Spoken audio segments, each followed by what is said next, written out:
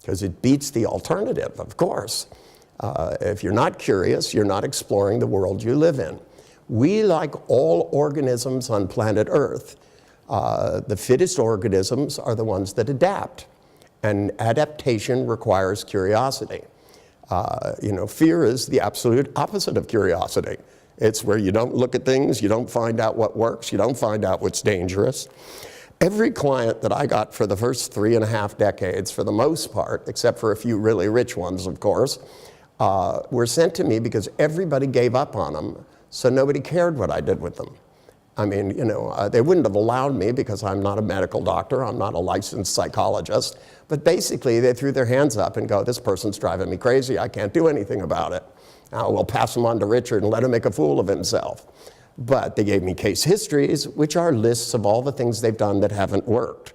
So I became curious, what's it going to take to get this person to start living their life and being happy? I wanted the depressive to be happy.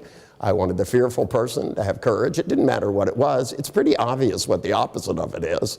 They need to take whatever feelings are spinning through their body and spin them the other way. Whatever pictures they're making obviously are the wrong ones. Whatever they're saying to themselves obviously isn't working.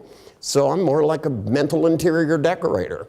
And if I can get them to the state of curiosity, if they really, really look and go, God, I was wrong about myself. I can hold a spider. I'll take a depressive, and an hour later, they've spent 45 minutes laughing and giggling with me. And when I look at them and I go, you don't seem very depressed, and they go, well, I'm having fun right now, then you discover most depressives actually have fun, but when they look back at it, they go, well, at the time I thought I was having fun. But they don't step inside of good memories, they only step inside of unpleasant ones. And the doctors say, well, don't you think there's, a chemical imbalance? Well, yeah, but every time you change your state of consciousness, it changes your neurochemistry. They obviously have a lack of oxytocin in their brain and low levels of serotonin. And sometimes I run blood screens on my clients, and sometimes I find out they have potassium deficiencies or a high level of iron, so you change it, You give them a couple of bananas, and you chelate out bad minerals, but by the most token, they still have to put the right neurochemistry in your brain, which is done by thinking.